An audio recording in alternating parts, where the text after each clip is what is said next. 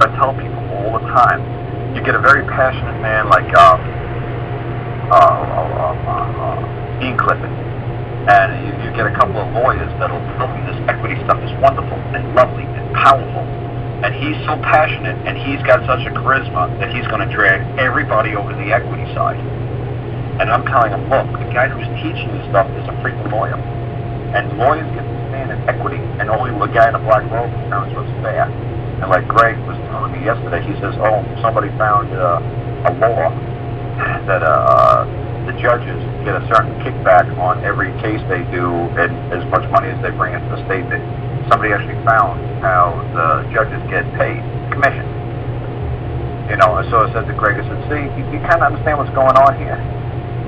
I said, you know, when they're running it through their courts, I said, everybody understands the rule of law in this country. So it's when you're trying to, like I said, when you cite somebody's case, or like I said, when a man was using equity, you understand that these are, okay, let me put it this way too. This is what I say to people all the time. Thompson's from Canada. They take all of the opinions. We toss Thompson's, they're a Canadian publishing company. I talked to a guy in Canada the other day. They said that he rule everything. They won't. That's like CNN, you know, Time Warner Communications. They said Thompson runs everything up here in Canada. So what happens is we give Thompsons here in the States hundreds and thousands of millions of opinions every day. They pick out what they believe is interesting, and they publish those opinions, which would obviously benefit them or their legal society. You could have had the same exact case heard on the other side of this country or in the other courtroom right next door to the opinion that Thompson's like. But my opinion that I got from my case, well, Thompson doesn't like that. The publishing company doesn't like that. The powers that be says, oh no, yank that out. No. People don't want to hear that opinion. But this opinion is instead. So that's what you folks are saying. You're seeing publications. When you're looking at all these federal rulings and federal supplementals, what you're reading is opinions in which some publishing company, a team of lawyers up there who work for Thompson's in Canada, there's a Dutch company that does this too. There's another company, what country they're from too, but there's another country that does this too. There's a huge publishing companies. And like the United States Supreme Court rulings don't officially come out to the government's website, I think, for 3 years. So if you want an immediate ruling from like this gay marriage thing that just came through the Supreme Court the other day, you could go through like Thompson's with this. I think the Dutch company does. No, it might be I can't remember the Dutch company's name. But they will give you an opinion of what the United States Supreme Court said the next day. Which is like, what do you mean? How do you give us an opinion that fast? Oh, they'll give you an opinion that fast.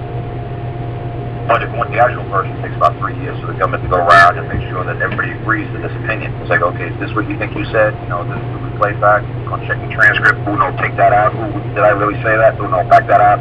Don't put that in there. Because they can do that. The court reporter said it's 100% legal to take the transcript from the court report of the judges and the attorneys and modify it any way they want. It's legal. To you and me, it's totally unethical, unlawful, and just disgusting that they could even think that they could modify a transcript. Oh, they can. To them, it's 100% legal. They don't see a freaking thing wrong with it because they think it's necessary and proper to keep the function of the court in first gear going forward. And they can do whatever they believe is necessary and proper. Just like Andrew Jackson said in the Supreme Court, we don't give a damn what their treaty says. We don't care that they settle this country and they put nice lawns and they wear white people's clothes and they go to white people's school and they buy white people's products and they look just like us except they're a little dark skinned. We think it's necessary and proper to haul their ass to Oklahoma. Because all my rich buddies want their farmland on pennies on the dollar, so we think it's necessary and proper to secure and protect this nation to get those red-skinned people over to Oklahoma. They took it to the Supreme Court. The Supreme Court said, no, that's ridiculous. They act like us, they look like us, they speak like us now, they're assimilated into our culture. Like, Jackson's like, look, man, I could get great farmland for pennies on the dollar. Get those Cherokees out of here. And that's all he cared about. And see, that's what I'm saying. So that's what I try to say to you folks, man. It's just an opinion to the Supreme Court. So when you try to do a transit, like I said, also be careful where you're getting it from. And like I said, it is a transit kind of thing. And like I said, it just came out of a district court. It didn't even come out of a court of appeals or a circuit court. So like I said, they could have taken up to a circuit court, an appellate court, or the Supreme Court, and the Supreme Court overruled it. So you just got to be very careful. But if you like somebody else's opinion, obviously, every single word that's coming out of my mouth must have been uttered by somebody else somewhere in the past. Obviously, I mean, except when I get really tired, do I make up my own words? So obviously, uttering somebody else's beliefs and what this word means. So obviously, everything is plagiarism. Then at the same breath, nothing can be copyrighted. But, because, come on, somebody uttered that word before you. So...